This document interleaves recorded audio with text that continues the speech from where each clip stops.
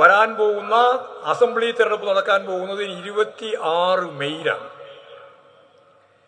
കഴിഞ്ഞ പാർലമെന്റ് തെരഞ്ഞെടുപ്പിൽ 123 സീറ്റിൽ അവർക്ക് ഭൂരിപക്ഷം ഉണ്ടായിരുന്നു കണക്കനുസരിച്ച്. ഇത് 2019. അപ്പോൾ നമ്മോട് പറഞ്ഞു ഇനി പിണറായി വിജയന് ചാൻസ് ഇല്ല. പിന്നെയോ ഒരുപാട് ഏജൻസികളുടെ കള്ളക്കഥ, മാധ്യമങ്ങൾ മുഴുവൻ ശക്തിയായി നമുക്കെതിരെ. പക്ഷെ ജനങ്ങൾ പാർട്ടിയോടൊപ്പം നിന്നു, ജനങ്ങൾ ഇടതുപക്ഷ ജനാധിപത്യ മുന്നണിക്കൊപ്പം നിന്നു. 99 സീറ്റ് കിട്ടി. രണ്ടാം ഗവൺമെന്റ് ചരിത്രത്തിലാദ്യമായി ഉണ്ടായി.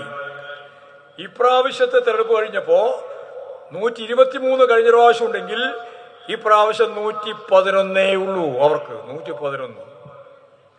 ഞാൻ ഒരു കാര്യം ഉറപ്പായിട്ട് പറയാം, 123 99 ഉയർത്തിയിട്ടുണ്ടെങ്കിൽ ഇപ്രാവശ്യം ഈ 111 നിങ്ങൾക്കുണ്ട് എന്ന് പറയുന്ന സന്ദർഭത്തിൽ ഞങ്ങൾക്ക് കഴിഞ്ഞ പ്രാവശ്യം 99 സീറ്റാണ് കിട്ടിയതെങ്കിൽ ഇപ്രാവശ്യം 100 സീറ്റ് മറികടന്ന് മൂന്നാമത്തെ ടേം കേരളത്തിൽ ഇടതുപക്ഷ ജനാധിപത്യ മുന്നണി ഗവൺമെന്റ് അധികാരത്തിൽ വരും.